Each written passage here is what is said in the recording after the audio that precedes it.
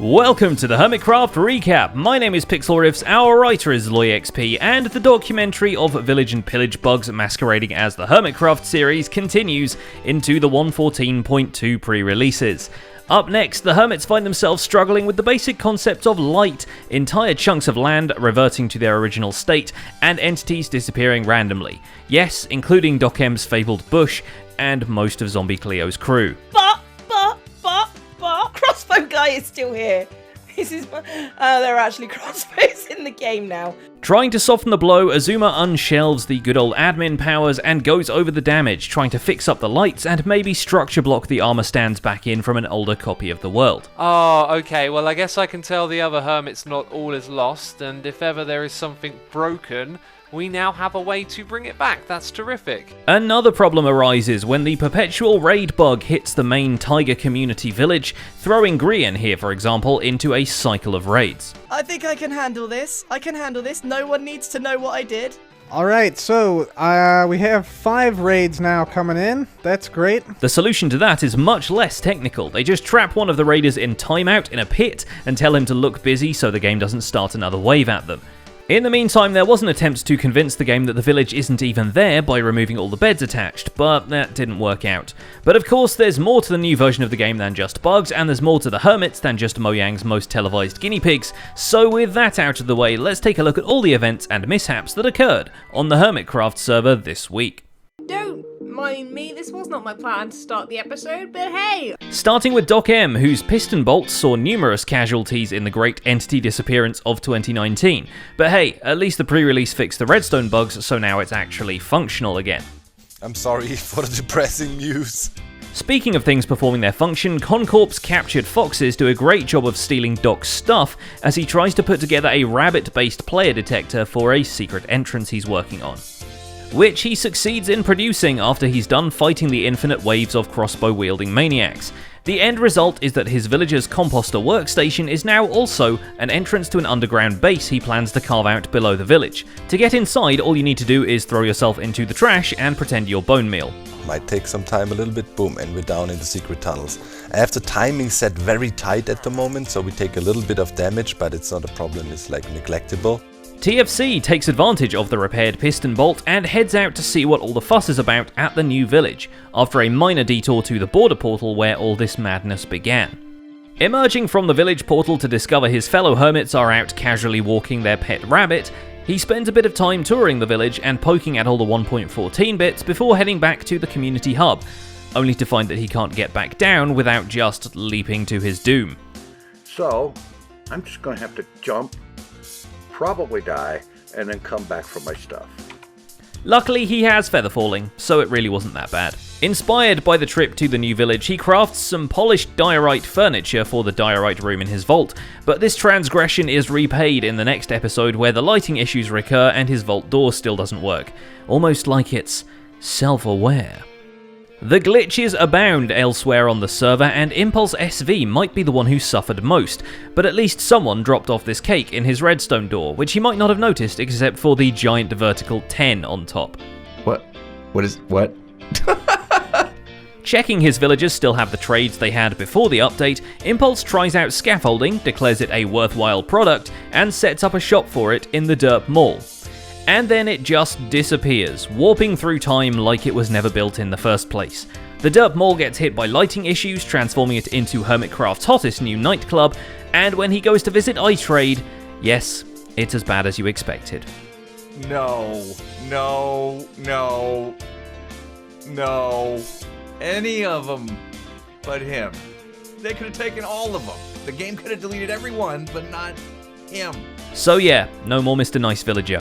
Anything not wiped out by the entity bugs is plunged into perpetual darkness by the lighting bugs, but Impulse bounces back from these setbacks, building himself an Ilmango designed bamboo nano farm so he doesn't have to lag out the server with the slime block version, and drops into creative mode to see what makes these new villagers tick. He shouldn't think he can get to that, so if we quickly swap that out, you see he changed back. Oh, there's not a mending book, let's do that, and he'll now's there a mending book? No. How about now? Mending book for cheap? No. Xisumavoid puts the scaffolding to a good use as it's the secret ingredient holding his build in Hermitville together. For whatever reason, X decided to honour the continuous swarms of upcoming enemies by building them a cathedral in the middle of the town. Though as far as sorry for building you a farm that constantly kills your kind goes, this is pretty okay, which yes, he did in fact build. That outpost he ransacked with Python was flattened out and now has a pillager farm under it, providing the users with crossbows, emeralds, and grade A ha-ha sounds. By sunset it even opens a hatch to a bedroom so you can switch it back to day and restore the rates, though the room will not let you out afterwards, and Xisuma was too busy putting together an Enderman-powered Wither Rose farm designed by Razeworks to try and remedy this feature. Digging into the more obscure features of the village in Pillage, he brings back a pen of mushroom cows to lightning zap into brown shroom cows, so they can be used for suspicious stew production, the kind that gives you a saturation effect. But to circle it back to everything on the server being broken, the datapack powered lightning shrine bugs out when Xisuma tries to use it and kills him instantly. Now what it actually did was first of all kill me, then destroy all of the items that I have, and then teleport me to the void, which is absolutely rotten. Maybe JoeHills has the best approach. Build a Parthenon so you don't make the Thunder Gods angry. Building a temple with a glass roof for constant sunlight is also a pretty good way of avoiding lighting bugs. Although we're convinced the whole reason he's building the walls out of bone blocks is so he has yet another giant projector screen for his Ren Fair footage. The Falconer impressed upon us, the audience, that there's a common misconception that Falconers teach these birds how to hunt. But really, the birds already know how to hunt. All the Falconer has to do is teach the birds to come back. Also, who's got 2 llamas and spawned in the ocean? Another one of those was way smarter and actually boarded ZombieCleo's Juggernaut ship instead of trying to swim. Though basically crewless until Xisuma does his structure block magic, she won't be sailing anywhere anytime soon. Or at all, because it's a structure built of blocks. Choosing not to focus too much on the mutiny, Cleo instead goes over all the new blocks she can get her hands on and is really fond of the new barrels as well as campfires. That's nice smoke effect. If I take away this block... I can! They float! Yes, they all float down here, you'll float too. Cubfan135 in the meantime takes a liking to the new entities, and yes, we read his full username specifically because he's reaching episode 135 of his series. The foxes trapped at Hermitville get on the road to Concorp land, but the whole thing doesn't really go as intended. Let's just say in Cub's experience, what the fox says is splat. Oh, what? He clearly landed in the cobwebs. It lands and goes directly to sleep. Through the amazing new thing called a stairway, 2 of the foxes make their way to the bottom of the nether hub and are later used for hands-off berry production and bragging points. One whole episode is spent addressing the comments with fun suggestions on how to improve the Concorp base, and half of the other is trying to solve the raid problem at Hermitville. There's also a wool farm that looks like an amorphous mass of sheep. And it was missing a second set of lamps, so here we have it, the second set of lamps now installed. We also put like a little lantern up there, so yeah, that should provide some lighting. FalseSymmetry encounters another new animal in another type of forest. Thankfully, we don't see this one say splat, as she decides to leave it in its natural habitat. Oh my goodness, they're adorable! You are adorable! I'm actually crying. The bamboo acquired along the way becomes the scaffold leading to the top of her new camper van, parked amidst the tiger village and absolutely ruining the rustic aesthetic. Naturally, the first thing she brings with her when she moves in are RenDog's hippie shoes. Back at the medieval district, she puts together the interior for the cathedral she's been building from way back, and of course the main entrance into it is a giant fiery nether portal. Stressmonster does the opposite. With very little room for expansion in her plot on Sahara Street, she decides to swap out some of the building materials in her Tiger Village house for ice, and even does some interior decorating when her pet villager doesn't get in the way. Although that interior does involve some workstation blocks, so Mini Stress makes the sensible decision to become a fishmonger, despite having nowhere to fish. I feel like she's changed. Or am I going mental? Mini-me, have you changed? Unfortunately, whether it be due to entity bugs or the infinitely spawning pillagers, Mini Stress doesn't last till the next episode. The funeral is prompt and uncharacteristically hilarious. We are gathered here today to mourn the loss of Mini Stress. Returning to her ice castle, Stress decides she may as well take care of herself, putting together a cozy magenta-themed bedroom and lining the corridor with guarding suits of armor. For inanimate objects, they sure have a hard time standing still. In the interests of expanding the castle library, Stress heads back to the lab she shares with Iskall and puts together a cow farm for leather. The cow farming area is, well, thematically appropriate. At least she doesn't leave them up on the surface because it's an iceberg biome and they'd be Frisian. While RenDog was still introducing his parents to the British countryside at the time all this was recorded, we at least get his half of the end-busting collab with Grian, including getting nice view from up here while on the ground, and an attempt at Void Chicken that goes about as well as you'd expect.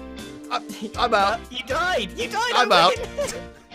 Grian too builds up his humble abode, although what's more interesting is the sewer system he builds down under it. The interesting part is that it's not as much of a system as it is a single pipe leading into a secret lab that you've got to crawl into like Bruce Willis on a Christmas day. Don't like it. I don't want them to know about my secret laboratory at all. Who knows? Who knows how they may react to this, although Iskall can totally see that I'm down here. Exactly what the purpose of the lab is remains a mystery, so here's hoping it's not just the Poultry Nest 2.0 or something. The last thing the town needs right now is a chicken flood on top of a pillager invasion. Though any and all residual entities with a health bar had a pretty slim chance of survival when the paintball game Grian put together turned out to be more of a paintball game. Upon finding out that the new crossbows can shoot explosives and testing this newfound power on Iskall for asking too many questions... Is my house better than yours? Wait, no! He's built several bamboo pillars, stockpiled on ammunition, and invited Cub, Scar, Impulse, and Iskall to duke it out in what he called the Grian games, but what the participants pointed out as basically Quake in Minecraft. Where it's a fight to the death using crossbows and rockets. It explodes and it does a lot of damage. Oh, yeah. How Yep, much felt was it. that, Scar? You didn't hit me. Here, I'll demonstrate on you. Oh! After a fierce and surprisingly colourful battle, Iskall wins, and considering he supplied all of the quick charge books straight from his villager breeder, he probably deserves some of the glory regardless.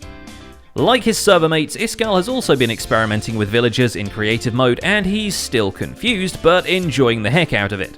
I think that's a brilliant change. After discovering that his old farmer is now trading crops infinitely and re-rolling a few librarians, he goes after some of the other new mechanics and tries out a fully automatic wool farm. Luckily, he had some backup sheep in a drawer somewhere. Here he comes.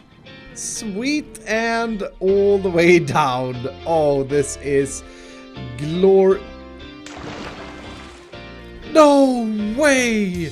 The crossbow action doesn't just come from the minigames with server mates, as he soon discovers the infinite pillager bug for himself, faces off with the Ravager, and once wave after wave has broken over him with no signs of stopping, he decides he prefers the farming life after all. I'm going to have to consult with the other hermits. I don't know what's going on. I don't know why we are getting raided. I don't have bad omen. I didn't have bad omen.